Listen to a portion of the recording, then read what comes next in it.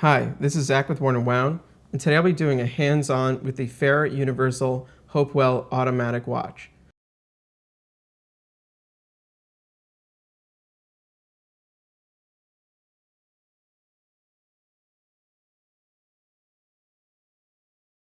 This is a brand new watch, and we actually have the exclusive first look on it, and I'm really excited to share this one with you. FARER is a brand that we first looked at just about a month ago when I reviewed their watch called the Barnato GMT. I really admired the design of that watch, the playfulness of it, the use of colors, the case design. Really had a lot of really strong style points, kind of mixing a little bit of fashion with some more serious horological, aesthetic and styling and trends that, I think we all really appreciate. The one drawback of it was that it was a quartz, and at the time, FARER only made quartz watches. Well, just a month later, they released this, and it's really an exciting development, I think. So this is the HOPEWELL. They've released two other automatics, which you can look up online. And this one actually, it takes its name, first of all. HOPEWELL was a name of a ship that was part of Sir Martin Frobisher's fleet. All the FARER watches take their names from sea vessels and from adventurers. So just so you know, that's why it's called that. And it's powered by an ETA 2824. So not only did they go automatic, they went with the classic workhorse Swiss-made movement. And they are Swiss-made watches. In fact, their slogan is British design, Swiss-made. So I was really glad to see that they were sticking with that. And I think it's actually interesting to see a 2824 and some new brands. In fact, in the last 6 months, we've seen a little bit of a resurgence of the 2824, which is interesting. We'll have to see if that trend keeps up. Obviously, for a while, we're just seeing a lot of Solitas, Soprods, actually less Soprods, a lot of Asian-made alternatives such as the Miyota movements and Seiko movements. All great movements, but the 2824 is just such a trusted name that it's just great to have back again. And in this watch, perhaps most importantly, it has a 2824, but it doesn't have an outrageous price.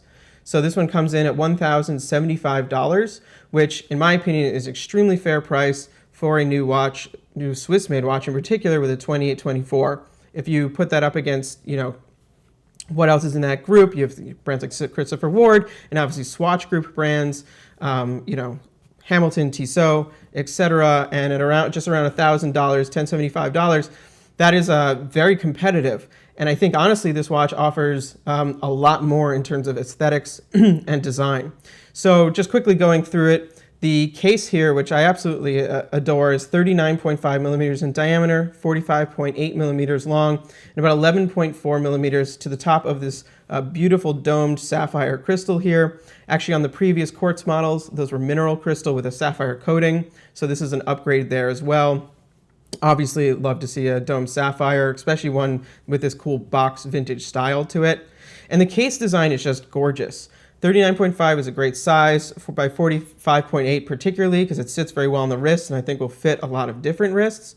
But what's great about the small size, it kind of speaks to vintage, but it's definitely a modern size. Like that would have been very oversized for a vintage watch, but it's definitely not an oversized watch for a modern day watch. It's a great day-to-day casual size that, and I think that really is kind of the point of this watch, right? It's not a dive watch, it's not a sport watch, it's not a pilot watch.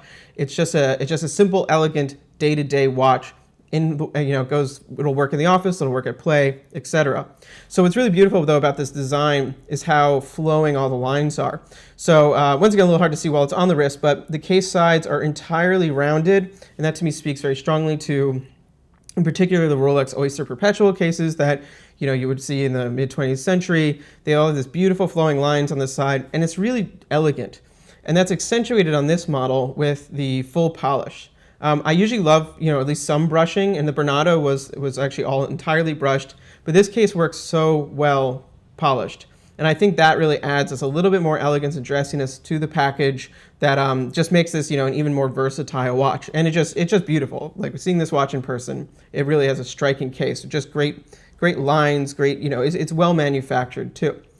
On the right side, you have their signature crown, and this actually got a little bit of a change as well. On the previous model, it was a very bright yellow bronze plating that actually had a bit of a yellow gold look to it. Now it's solid bronze with a much more higher copper content, so it has this rosier color to it. That also means it will patina, and you can actually see a little bit how it's dark within these grooves. It's starting to gain a patina. I think that's a fascinating detail, and I know it's one that some people are not going to like. People don't necessarily want the two-tone thing, but I think that's a really interesting signature for them. Like I said, it's one people might just not like, but I think those who like it, myself included in that, really dig it because it just adds something unique to it, something you haven't seen before. And if these watches were to gain in popularity, you would be able to see one on someone's wrist from a distance and know from just that one little thing that this was a FARER universal. So that's not something you can say about a lot of watches, to have a small detail that really can make it stand out. Looking now at the dial, this dial is very much in the line with their previous quartz models, but has just a few little twists to it. So this one is a beautiful dark blue sunray burst with a matte circle in the center. And it's a dark blue, but because it's sunray, sometimes it comes across much brighter. And then the middle is just a faded matte blue. And this is actually something they saw in the Bernardo, using this mix of sunray and a matte disc.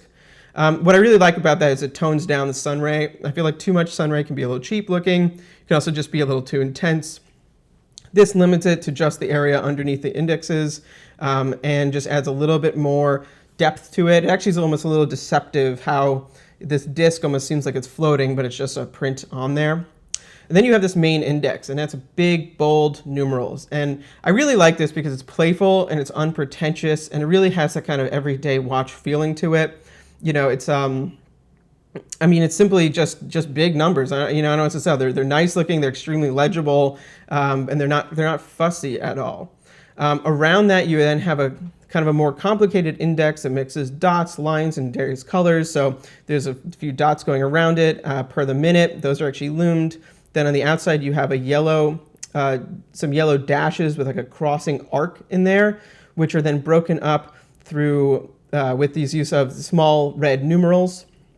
So you have blue, red, white, and yellow all on here, but it's not overdone. It's pretty toned down, and that just adds some color, some playfulness. Once again, that's really a signature of the brand that I personally like. Brings to mind to me some of the vintage Hoyers that were they used color in a way that was just so much more exciting than what has been done on modern watches for a while. Looking now at the hands, you have these syringe hands, obviously in bright red. They actually call that post box red. I love that name. And then the second hand here with a yellow pointer tip, and that's actually the FARER A, but it works as a pointer and doesn't feel like overly aggressive branding.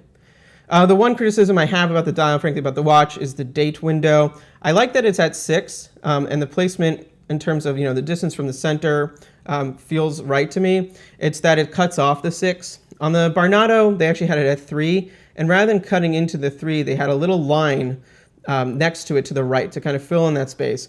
I feel like that would have worked just as well here, and you wouldn't have had that kind of truncated numeral. It's absolutely not a killer of the watch. It's just a minor grievance.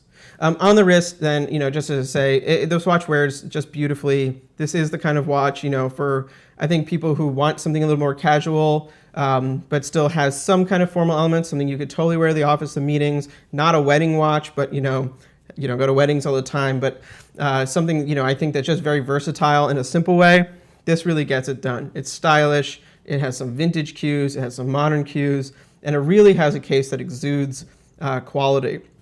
And then in this case, since it has the 2824 in it, the watch just feels a little more solid. It has more substance to it, which is something that I often find in quartz watches. They just sometimes lack that gravity or something. So this has that. It feels like the very fine watch that it is. Straps, 20 millimeter strap. They sent it on this black leather strap. When you buy a FARER, you have an option of a ton of different colors, including bracelet. So I personally wouldn't go with black with blue. I think that's just a little bit underwhelming. It doesn't bring out the blue, but it is a nicely made strap. So yeah, just to kind of put my thoughts together, this is, I think, an exceptional place for FARER to go. $1,075 is a great price. I think that this is a really exciting brand that's going to absolutely do great things in the future. So excited to keep an eye on them. Please read the article on Worn and Wound. Follow us on Instagram, Facebook, and Twitter.